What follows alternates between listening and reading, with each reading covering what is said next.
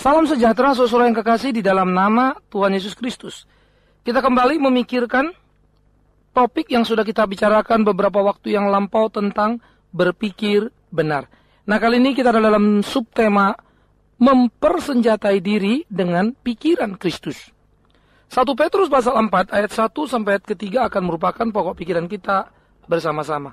1 Petrus pasal yang keempat ayat 1 sampai ayat 3. Demikian firman Tuhan. Jadi, karena Kristus telah menderita penderitaan badani, kamu pun harus juga mempersenjatai dirimu dengan pikiran yang demikian. Karena barang siapa telah menderita penderitaan badani, ia telah berhenti berbuat dosa. Supaya waktu yang sisa jangan kamu pergunakan menurut keinginan manusia, tetapi menurut kehendak Allah. Sebab telah cukup banyak waktu kamu pergunakan untuk melakukan kehendak orang-orang yang tidak mengenal Allah. Kamu telah hidup dalam rupa-rupa hawa nafsu, keinginan, kemabukan, pesta pora, perjamuan minum, dan penyembahan berhala yang terlarang. Nah, saudara, pada waktu bagian ini menjadi menarik untuk kita pikirkan apa yang dikatakan oleh Petrus tentang bagaimana seharusnya kita berpikir dengan kekuatan daripada apa yang Yesus kerjakan. Menarik ketika dia membawa kita untuk mengarah bagaimana Kristus mengalami pergumulan penderitaan badani. Sehingga dengan demikian kita juga harus mempersenjatai diri, yaitu dengan pikiran berani menderita. Ya. Nah, jadi antara pikiran dan sebuah tindakan atau sebuah keberanian itu menjadi sesuatu yang sangat penting untuk kita sadari sama-sama. Nah, ini menjadi sebuah keberanian yang luar biasa. Luar biasanya di mana? Luar biasanya adalah pada keberanian menderitanya. Nah, jadi waktu kita melihat ukuran yang dipakai, lalu satu ukuran Kristus. Jadi Kristus berpikir, seperti itulah kita berpikir. Sehingga ukuran-ukuran pikiran kita itu diukur dari pikiran Kristus. Apakah kita berpikir benar atau tidak benar, itu harus kembali kepada Kristus. Sehingga Kristus menjadi tolok ukur dari seluruh pemikiran-pemikiran kita itu. Ya. Nah, ini penting sekali untuk kita pahami sama-sama. Sehingga kita tidak bisa berpikir mandiri tanpa. Perhatikan kalimat ini. Kita tidak bisa berpikir mandiri tanpa membandingkan pemikiran kita itu dengan pemikiran Kristus. Maka benar atau tidaknya pemikiran kita itu sejalan atau tidak dengan pikiran Kristus. Karena Kristus Tuhan kita yang datang ke dalam dunia sebagai manusia, dia menjadi satu ukuran dari seluruh manusia untuk berpikir seperti Kristus berpikir. Nah, itulah seharusnya setiap orang percaya. Sehingga saudara tidak bisa mengukur ukuran saudara benar atau tidak benar hanya berdasarkan nilai-nilai zaman yang berlaku. Tetapi bagaimana saudara melihat dan belajar untuk memahami itu, yaitu berkaitan dengan penderitaan Yesus untuk menebus dosa manusia. Sehingga semangat hidup seperti itu membawa kita untuk tidak lagi melakukan apa yang menyenangkan, pesta, kemabukan, dan lain-lain. Itu menjadi salah kalau kita membandingkan dengan apa yang dilakukan Kristus. Saudara bisa bilang, saya ini pusing, Pak. Masa saya nggak boleh enjoy? Ini kan just minum-minum mabuk-mabuk sedikit lah, kan kira-kira begitu ya. Saudara-saudara silakan saja. Teman saudara bilang, nggak apa-apa, yang penting jangan ngerusak orang, begitu kan. Satu teman lagi bilang, nggak apa-apa lah, sesekali. Kan nggak tiap kali.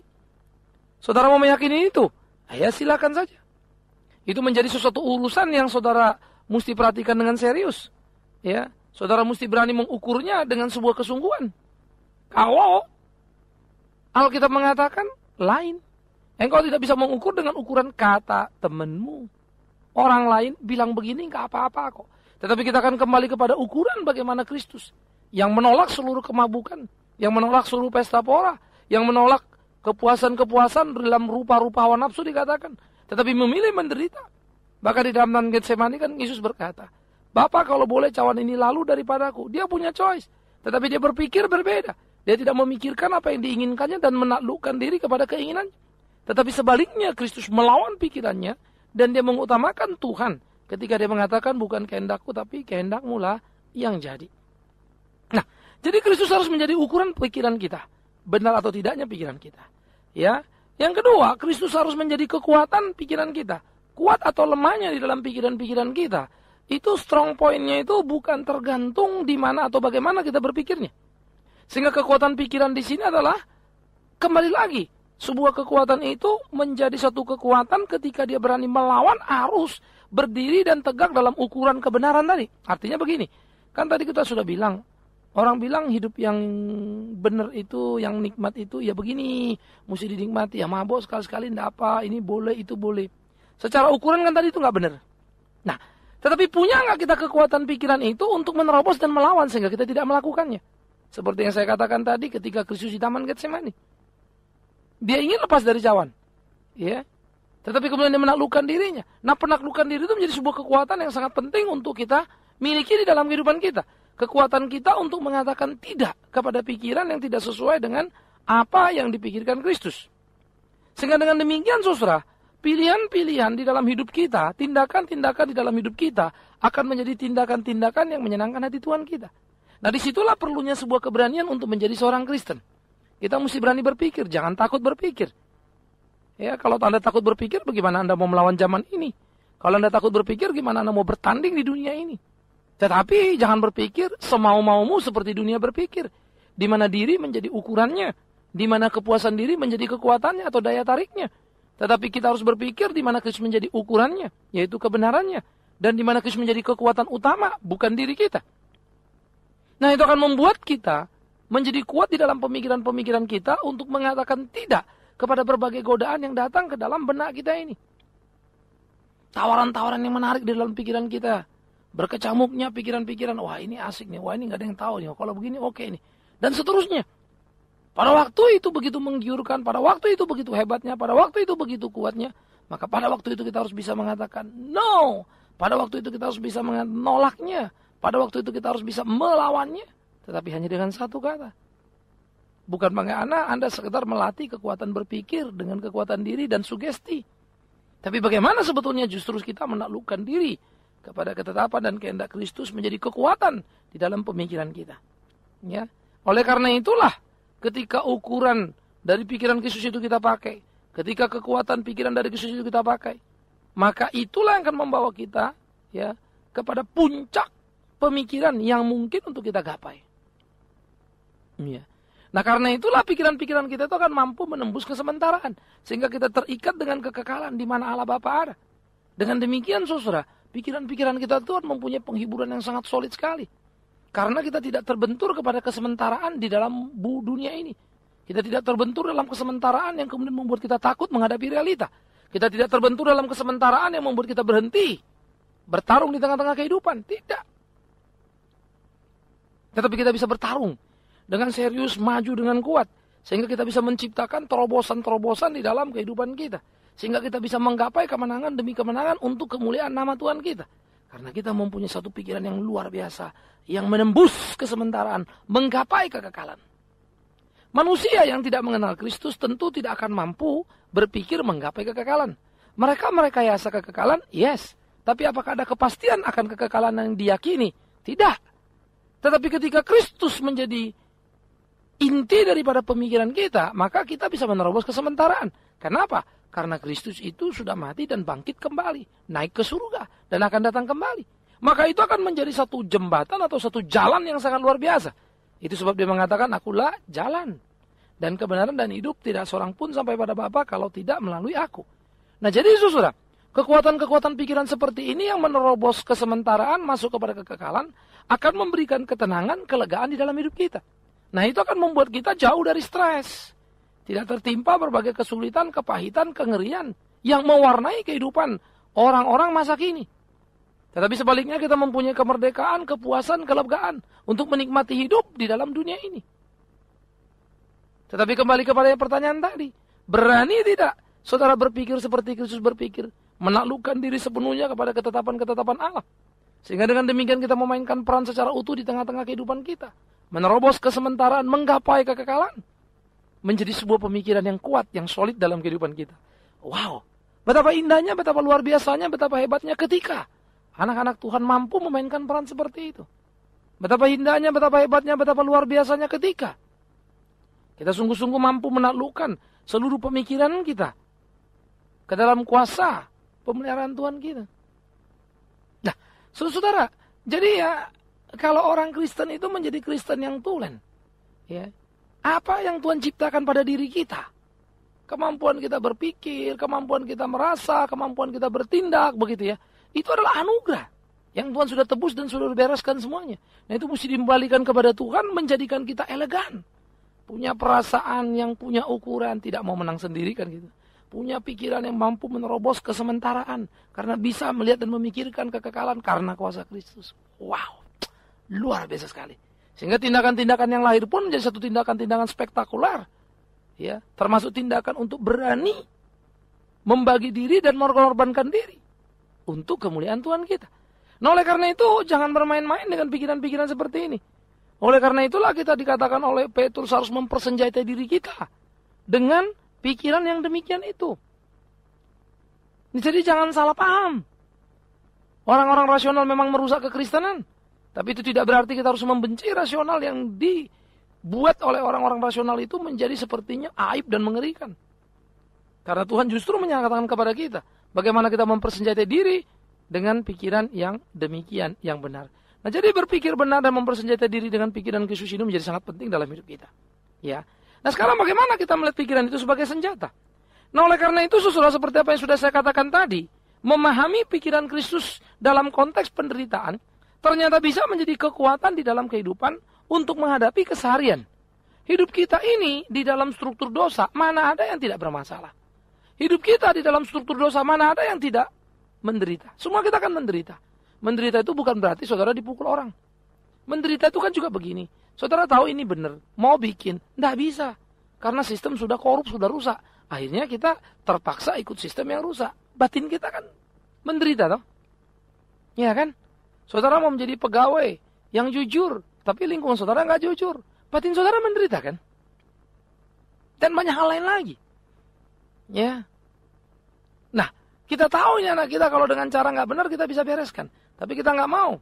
Maka kita melakukannya dengan cara yang benar. Tetapi menjadi sulit semuanya. Menderita kan? Nah, tetapi ketika kita mengingat penderitaan Kristus di atas kayu salib untuk kita. Ketika kita mengingat apa yang sudah dialaminya. Demi untuk menebus dosa-dosa kita. Supaya apa? Supaya kita menjadi kuat di dalam kesulitan hidup yang dimunculkan oleh dosa itu. Sehingga sebagai orang percaya yang mempunyai pengharapan yang kuat kepada kekekalan itu, kita mampu menerobos berbagai kesulitan tadi. Nah dengan demikian ini menjadi senjata kita. Sehingga ketika setan mulai menggoda kita, ketika mulai mau menjatuhkan kita, ya dengan berbagai penderitaan yang hanya kita nggak suka, lalu kita berkompromi dengan ketidakbenaran, berkompromi dengan berbagai kesalahan, hancur kan? Tetapi disitulah sebetulnya kita harus menaruh pengharapan yang kuat kepada Tuhan kita. Sehingga Tuhan meneguhkan, menguatkan kita, kita mampu memainkan peran kita. Untuk kita menggapai kemenangan demi kemenangan di dalam kehidupan kita. Nah ini penting sekali saudara. Hanya dengan demikian, sekali lagi, hanya dengan demikian dan sekali lagi. Hanya dengan demikianlah kita bisa bertumbuh di tengah-tengah kehidupan kita. Karena kita mempunyai kekuatan. Buah dari pemahaman akan pikiran Kristus di dalam kehidupan kita. Wah, luar biasa. Ya. Nah, jadi pikiran sebagai senjata itu bukan pikiran dalam pengertian pikiran seperti manusia berpikir. Maka sebagai orang percaya kita harus mengembalikan dan mendasari seluruh tindakan kita itu kepada pemikiran Kristus. Yang berpikir bukan berorientasi kepada diri tapi kehendak Bapa. Apa yang Bapa mau saya lakukan?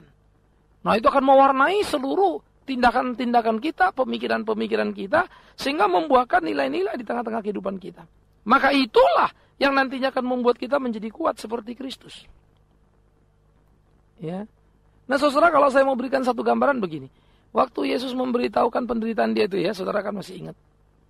Lalu Yesus memberitahu, Petrus kan komentar, Guru, kiranya Allah menjauhkan hal itu daripadamu. Begitu. Lalu Yesus bilang apa? Oh, terima kasih Petrus, kau memikirkan aku. Begitu? Enggak. Apakah kemudian Yesus lalu mengatakan, wah Petrus luar biasa, murid yang penuh perhatian? Tidak. Langsung justru Petrus dimarahin sama Tuhan Yesus. Setan kamu hanya memikirkan apa yang dipikirkan manusia. Pergi sana. Kan gitu. Kaget Petrus, saudara. Kenapa? Karena Petrus hanya memakai pikiran manusia yang harus lari dari penderitaan. Dia tidak memakai pikiran Kristus yang justru harus menggapai, menghadapi, melewati penderitaan. Nah karena itulah kita banyak sekali lemah di dalam hidup kita. Keseharian kita karena kita terjebak pada tatanan nilai pikir yang salah. Kita tidak lagi berorientasi, berkonsentrasi kepada Kristus sebagai pusat pikiran kita.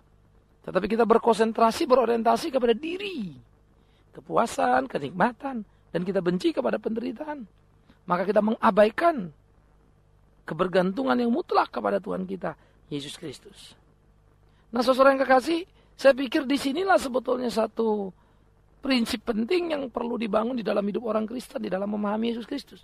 Sehingga itu harusnya menjadi satu mindset yang baru di benak orang Kristen. Satu logika pikir yang kuat. Ya. Sehingga dengan demikian seluruh apapun yang kita pikirin itu didasari oleh pikiran Kristus yang sudah menguasai pikiran kita. Sehingga kita akan menjadi orang-orang rasional yang sangat bertanggung jawab. Kita akan menjadi pemikir-pemikir yang sangat jitu dan sangat tajam. Seluruh itu perlu di tengah-tengah kehidupan kita. Menjadi sebuah kekuatan, kegairahan yang luar biasa. Sehingga di dalamnya lah nama Tuhan dipermuliakan. Nah, kita harus berani memainkan peran ini. Kita tidak bisa sembunyi-sembunyi di tengah-tengah kehidupan kita. Kita tidak bisa takut dalam kehidupan kita sehingga kita berkompromi dengan zaman ini. Sehingga kemudian kita jatuh lagi kepada pikiran-pikiran ya seperti orang yang tidak mengenal Allah. Mereka-mereka yang hidup di dalam kuasa hawa nafsu, kemabukan, pesta pora, ya bahkan penyembahan berhala. Karena pikiran mereka telah ditumpulkan oleh ilah zaman ini. Kita tidak bisa lagi kembali kepada pikiran-pikiran lama kita. Kita tidak bisa lagi kembali kepada kenikmatan-kenikmatan yang digambarkan oleh pikiran-pikiran lama kita. Tetapi sebaliknya kenikmatan itu menjadi berubah. Kenikmatan adalah ketika saya berpikir seperti Kristus berpikir dan mau menderita untuk kebenaran. Wow. Itu akan menjadi sebuah kepuasan yang luar biasa sekali. Nah, itulah yang harusnya kita kejar, saudara. Nah, bagaimana dengan saudara di tengah-tengah pergumulan kehidupan sehari-hari? Ketika saudara dihadapkan ke berbagai situasi yang sulit, lalu saudara harus memilih. Bagaimana saudara membuat sebuah keputusan dalam pilihan? Apa yang saudara pikirkan? Bagaimana supaya saya selamat? Atau bagaimana supaya Tuhan dimuliakan? Atau bagaimana supaya saya senang? Atau Tuhan yang disenangkan? Ya. Waduh, pertarungannya menjadi berat. Pertarungannya menjadi sulit. Karena seringkali kita dihadapkan pada pikiran-pikiran seperti itu. Dan kita seringkali mengatasnamakan Tuhan dibahagiakan, tapi sebetulnya kita yang senang. Kita seringkali mengatasnamakan ini untuk kemenangan, kemuliaan nama Tuhan. Padahal yang menang kita sebetulnya. Bahkan Tuhan sebetulnya dalam pengertian itu kita hianati. Seperti Petrus yang mengatakan kepada Yesus tadi itu. Kiranya Allah menjauhkan engkau dari pencobaan itu. Kalau Yesus dengerin, habislah dia. Dia akan kehilangan gairah kekuatan untuk menuju salib itu. Dia akan menjadi lemah untuk menuju salib itu. Tetapi Yesus tidak mau memakai pikiran Petrus, bahkan menghardiknya. Untuk menunjukkan perbedaan kualitas yang signifikan antara pikiran Yesus dan pikiran Petrus. Sehingga orang-orang percaya, saudara dan saya, kita semua, tidak bisa memakai seluruh pemikiran-pemikiran kita untuk kemudian kita mau melayani Kristus. Tetapi justru kita harus memakai pikiran Kristus untuk melayani Dia. Ini memang bisa menjadi beda-beda tipis di dalam kehidupan kita. Ini bisa memang menjadi satu perangkap yang menjebak dan akhirnya bisa membuat kita berputar-putar pada sebuah lingkar yang salah. Oleh karena itulah saya berdoa dan saya berharap semoga kita tetap teguh, kuat di tengah-tengah kehidupan kita. Kita tidak terpengaruh oleh situasi dan berbagai pikiran-pikiran yang seringkali ditempatkan pada nilai-nilai relatif sehingga pikiran-pikiran itu tidak diberikan kemutlakan akan kebenaran sehingga kebenaran Alkitab pun itu dianggap relatif. Nah, ini pelemahan kepada kekuatan berpikir kita sebagai orang percaya. Oleh karena itulah senjata ini tidak boleh tumpul. Senjata ini yaitu pikiran yang takluk kepada kehendak Kristus harus menjadi satu senjata yang tajam. Seperti yang dikatakan oleh Petrus tadi. Kamu pun harus juga mempersenjatai dirimu dengan pikiran yang demikian. Petrus yang dulu salah berpikirnya. Petrus yang dulu ngawur berpikirnya. Petrus yang dulu hanya berpikir tentang dirinya bukan Yesus. Tetapi Petrus yang kemudian sudah berubah ini punya pengalaman sendiri dan bercerita. Aku dulu berpikir begitu. Yesus bicara menderita, aku bilang dijauhkan. Tapi sekarang mengertilah aku, kata Petrus. Kan begitu kan? Supaya aku mengingat bagaimana penderitaan Yesus dan aku berhenti untuk berbuat dosa. Karena dia sudah mati untukku. Maka saudara melihat bukan perubahan daripada pikiran Petrus. Ketika dia hanya memikirkan dirinya dan keuntungannya, dia menyangkal Yesus. Dia sangkalin Yesus dengan pikirannya itu, karena dia pikir dia bisa selamat. Tetapi ketika dia kemudian menyadari betul arti panggilan itu, hidup dalam terang Tuhan yang sejati itu, maka hidupnya tidak pernah lagi disayangkannya. Karena dia berpikir seperti Yesus berpikir. Itu sebab ketika tradisi gereja menceritakan Petrus itu mati dengan kepala ke bawah disalibkan gitu ya, kaki di atas. Maka dikatakan di sana bahwa Petrus kemudian berkata, aku tidak layak mati seperti ini. Tidak layak itu bukan berarti tidak layak karena disalib, tapi terlalu mulia kata dia. Ya, karena dia ingat Yesus gurunya disalibkan juga. Walaupun dia tersalib kepala ke bawah kaki ke atas. Ada apa ini? Kenapa bisa begini? Jawabannya jelas. Karena pikiran Kristus sudah menguasai Petrus, membuat Petrus menjadi kuat di dalam kehidupannya. Wah, luar biasa sekali. Karena itu saudaraku yang kekasih, jangan kita lengah di tengah-tengah kehidupan kita sampai kita terjebak pada zaman yang salah. Tetapi bila kita kuat tangguh oleh pikiran-pikiran yang berpusat kepada Kristus. Sehingga dengan demikian kita berani untuk menghadapi kehidupan ini, pergumulan ini, dan itu menjadi kekuatan kita untuk melakukan apa yang menjadi kehendak Tuhan kita. Nah, itulah cara kita berpikir benar menghadapi problema-problema kehidupan, yaitu mempersenjatai diri kita dengan pikiran Kristus. Tuhan menolong kita, Tuhan memimpin kita untuk kita menemukan intisari dari pergumulan hidup itu. Ya, bagian terakhir nanti kita akan membicarakan bagaimana berpikir seperti Kristus berpikir di dalam kerendahan hati yang luar biasa. Satu semangat untuk mengabaikan dan melupakan diri, menggapai kemenangan. Tuhan menolong kita. Sekarang periksa dirimu baik-baik. Sudahkah engkau mempersenjatai diri dengan pikiran Kristus? Membangun karya di tengah-tengah kehidupanmu. Sehingga engkau tidak menjadi kecewa melulu pada dirimu, tidak pernah puas dengan apa yang Tuhan kerjakan. Rubah pikiranmu. Seperti Kristus. Bukan lagi berorientasi pada diri, tapi kehendak Tuhan yang Maha Kuasa. Amin. Kita berdoa. Bapa di dalam surga, kami berdoa dan bersyukur untuk firman hidup yang boleh kami dengarkan. Biar Tuhan menyempurnakan dan kami makin kuat di tengah-tengah kehidupan. Untuk terus bergantung kepadamu, melakukan kehendak-Mu. Biarlah pikiran kami oleh kasih dan kemurahan-Mu diubahkan, diberikan nilai tinggi untuk berorientasi dan berpusat hanya padamu ya Yesus Kristus Tuhan kami. Sehingga dengan demikian kami menjadi kuat di tengah zaman yang bengkok ini, mampu berkarya hanya untuk puji hormat nama-Mu. Di dalam nama Yesus Kristus Tuhan hidup, kami berdoa dan bersyukur kepada Bapa di dalam surga. Amin.